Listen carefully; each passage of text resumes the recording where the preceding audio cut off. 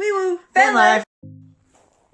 Hey guys, so this is actually end of day 2, but I was working on the video for day 1 and I realized I forgot to make an intro video. So we bought this ambulance blind off a government surplus website for a little over 6,000, but we had to drive 9.5 hours to Prince George. We're currently in Vancouver. There are quite a few hiccups along the way, but I hope you guys enjoy our video for the first day of getting the ambulance and our coming videos.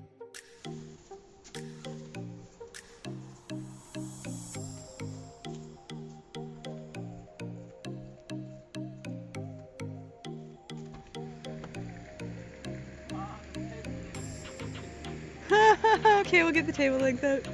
So we just stopped by our local supermarket to pick up some snacks for our massive road trip.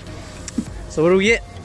We got sushi! Wow, that looks so good. In a Toyota! Neat. What else we got in there? We got some more pasties. Oh, we got like meats that needed to come out of the fridge. Some prosciutto and some pate and some bacon. Cooked bacon. Honestly, the buns don't really need to go in the cooler, but I'll put a sandwich in. Okay. Got a sandwich. Yeah, this should feed us for all of today and maybe a bit of tomorrow. So I'm gonna go help her. Dai fuku. Oh yeah, these are like giant mochi filled with strawberry filling. Yeah, I feel like we're gonna make a mess when we eat them. Oh well. Alright, I'm gonna help her back. And then we got onigiri. Oh yeah, that's like rice wrapped in seaweed, which you can just... With mix-ins. Yeah. It's got like cooked salmon mixed up into it. It's really good. We got toothpaste because we forgot. Yep, we're noobs. And we really like peace tea. And now we see a kiwi in his natural environment. A Toyota. I'm burning myself with wasabi. He means burning his asshole with wasabi.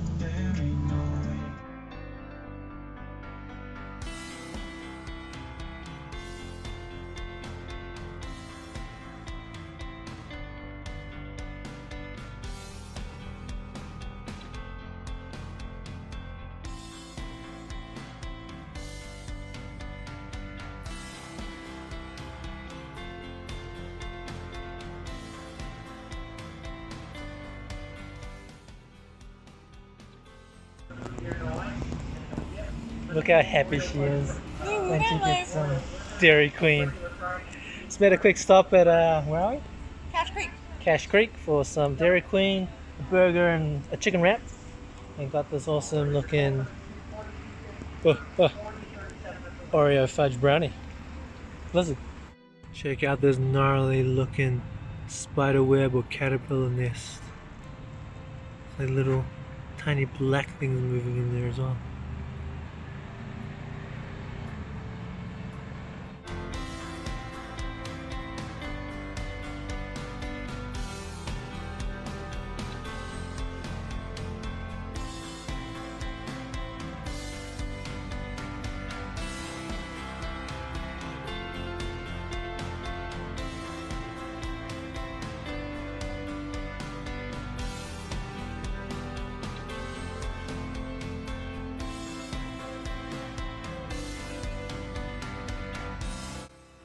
So this is where we stayed last night. We didn't make the video for making the bed because it was getting really late and we just kind of wanted to crawl in.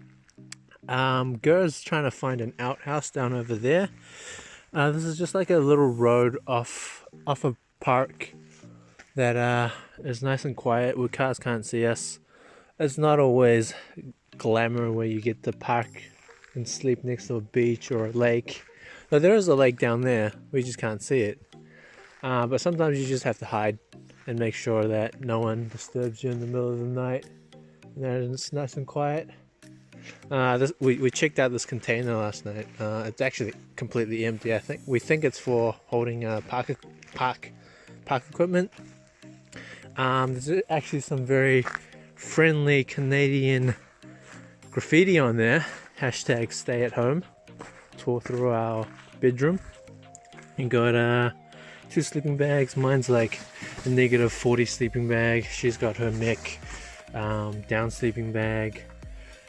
These makeshift window flaps that I made just to keep the light out on both sides. And then we have a little window of netting.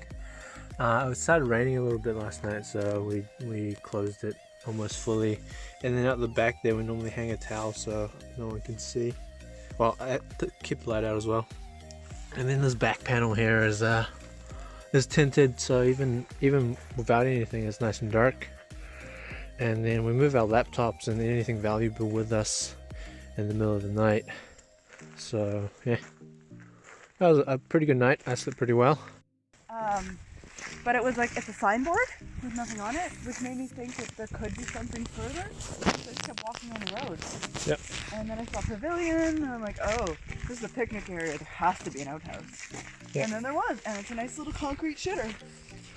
Alright. So this is, we're walking down the path that is meant to be for emergency vehicles only, but apparently Gur found a whole bunch of nice stuff. Correction to that, it's not always glamour. We're going to find out what it is going to look like. We'll update you when we're there. Anything else you want to add? Great shitter. Great shitter. Alright, it's already started to open up and we're still in view of that gate that you saw. And here's the lake that we were driving to get to last night. Yeah, I drove around the whole lake. And there's a massive poop of, I don't know. It's horse poop. Horse poop. Yeah. Pretty fresh. Yeah. If you guys could smell it, you guys could tell it's pretty fresh too. Yeah, Sorry. there's like a pavilion, and there's picnic benches. It's a great fire pit. Oh wow, yeah. Which means there has to be a pooper. Yeah. Because if you're gonna eat, you're gonna poop. Ooh, water. Yeah. Sorry guys, no stabilizer. Soon, TM. Soon TM. I'll do my best post editing to stabilize it, but Right. there's only so much you can do. Yeah. Alright, yeah, this is like a private campground. Imagine if we managed to park here. That would be pretty neat. There is no overnight camping here. There's signs for that, but where we are, it's not part of this, so. Oh yeah, look at this. Yeah, it's amazing. Look at this. Nice little reed bed. Nice little gems you discover when you just like explore. And that's part of the thing about finding camp after dark, is you don't really know what's around you. We used to find camp during the day I because don't, we didn't have good headlights. yeah, we did leave finding camp really late last night, but well, we had a fallback plan. We had a Walmart. Yeah. If we couldn't find a place, we would have stayed at Walmart. But I don't know if you guys can see all the steam on the lake. It's pretty surreal. Beautiful. Yeah. Yeah, we drove by all those houses over there. Look at this. So. Yeah. I think that empty spot between the two houses is the actual park. Yeah. So there's an actual provincial park, I think basically directly across the water. And then there's houses and neighborhoods nearby on each side. Yeah, you can even see a big old So you can see some electrical- houses there. see the tower? Oh yeah. So she's pointing at those towers there. Oh man, my phone has great zoom. But yeah, the lake water's crystal clear. It's beautiful as gum lake. Yeah. Oh yeah, and we're like half an hour outside of Quesnel. Not even like 15 minutes. Yeah, 15 minutes outside of Quesnel. We'll update you of what this park actually is called when we find out. But yeah, let's keep walking. Yeah. Instead of paying $30 for a night in the park, we've spent a free night in the park. Yeah. Get an outhouse. Get an outhouse, get Bear-proof garbage cans. help. The fire pits if we wanted. I mean, if you're Canadian enough, you can go take a dip. We move Vanlife. Ah, interesting. Over there was no froth of bubbles, but here there is.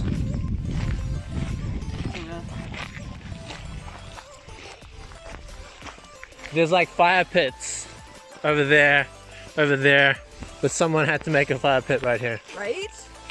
What the hell? But it does look like there's a lot of like trails that go around the lake. We saw some walking on the way here as well. And then here's the nice pooper that girl was just talking about.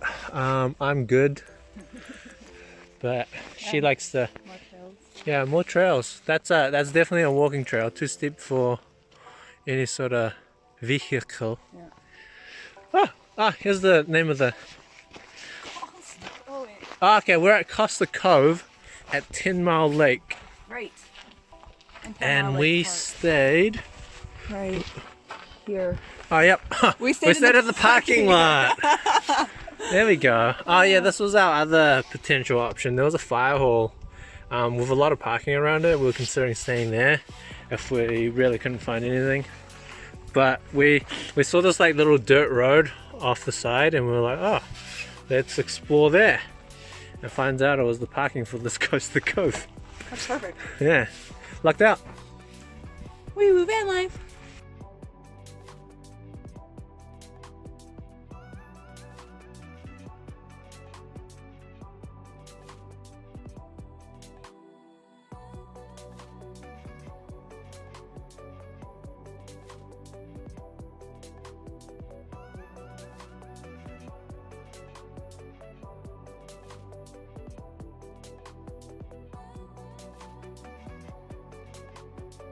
We've just signed all the papers for our new ambulance, our new home. It oh my god, there's a huge one on the antenna. I told you. This is I our thought I got it. home. Yeah. Isn't it nice? Sold. So we'll take you guys inside. We're in Prince George. Pretty big. We're in fuck nowhere, BC. I feel like it's bigger than the other one we looked at. So I can stand? Yep, she can stand. I can't. And yeah, you have to press that in. That opens really nicely. That can be like a, I don't know, a clothes drawer. I don't know. So it's big enough for like a person to lie down on that seat. That's probably going to become our bed area. And so far we're planning on cutting all this out. Cutting all that out as well. And right here will be our shower area. We're probably going to take that seat off. One nice thing about that seat is it is DOT approved. So for whatever reason, someone could sit back here whilst we're moving. Otherwise, you can't. You have to have a seatbelt when you're in a moving vehicle. We have a heater. Yep, we have a heater which we'll most likely repurpose because we're going to take this wall off so we can have a full-on walkthrough. Yeah. So this ambulance was a forestry ambulance, and it stopped being in service because there was too many hours. So there's 10k hours on the meter, which is right at the front, which I can show you. But whereas a lot of other ambulances, they stopped being in service because of some sort of failure. Like the ones we looked at in Vancouver stopped being in service because of engine failure. So yeah, there's 10k hours on the meter there. This panel is probably all going to be taken out because we honestly don't need any of that.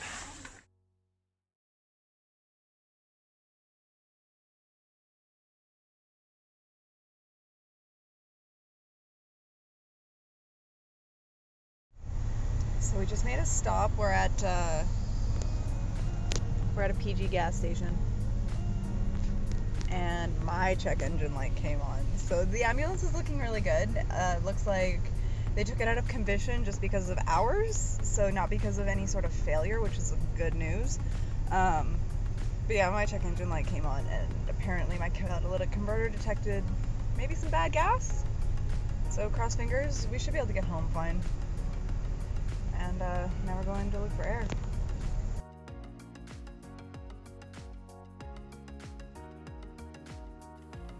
We got to Cornell and we pulled over at a mall to check on each other and make sure everything was okay. We took off from the mall and almost immediately I noticed something different. I was fighting the steering wheel. It was drawing heavily towards the right. Normally when you let go of the steering wheel, it wants to center itself and go straight. You can see that the ambulance is wanting to drive itself off the road. I was thinking, ah, shit, what's wrong? So I pulled over at the next intersection, told Gur about it. I suspected it was my parking brake. I always put my parking brake on when stopped as a habit from driving manual. So I tried to disengage it by toggling it on and off, but with no luck. Fortunately for us, we broke down right next to an auto shop. We talked to one of the shop's owners, and he did a quick temperature check of all four wheels and told us that the temperatures were 31, 31, 33, and 104 degrees. So our front right caliper had seized. Driving on it was no longer an option unless we wanted some fried brake pads for lunch. He suggested we just jerry-rig it with a hammer and hope for the best. The shop was completely slammed for 2 days and wouldn't be able to work on it. So we drove our Tundra to another place 2 blocks down, and they were packed full till next Wednesday, and it was only Tuesday. The girl there was amazingly helpful though and knew everyone at all the local shops, so she called around for us. The Right Choice Napa said that they might be able to do it tomorrow, so we decided to try our luck with them.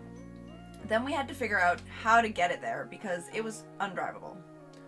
We went back to the ambulance, called BCAA, which is a roadside service for breakdowns in British Columbia, to get help and get the ambulance towed to Right Choice, about 3 kilometers away. Even with the premium membership, which we got for this trip, they were like, nah, you have too many wheels for us to tow you. You pay yourself. They refused to tow us because we had dualies. Wow. They told us to call their contracted towing company that works out of Cornell, and they quoted us $110 to get towed only 3 kilometers. We thought it was a bit steep, and let's just try drive it there. We looked at the map. We could take the back roads and take breaks to let the calipers cool down. If it doesn't work, then we get towed. Started the ambulance. The brake had unseized itself. We were good to go. So we got to Right Choice, and the lady at the desk was really friendly. She got the technician to talk to us to let us make an informed decision on what to do.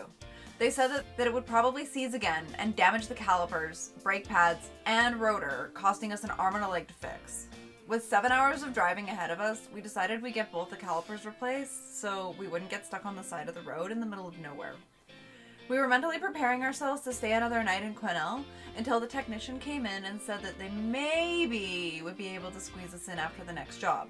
And hell yeah, they did. Finished the job with 10 minutes before closing. So big shout out to Northtown who helped us, CJ Diesel and Tyre for calling around for us, and the guys and gals at Right Choice for helping the two of us by doing us a huge favor and letting us cut the line. Canadians are pretty nice, eh? Except BCA, they weren't nice.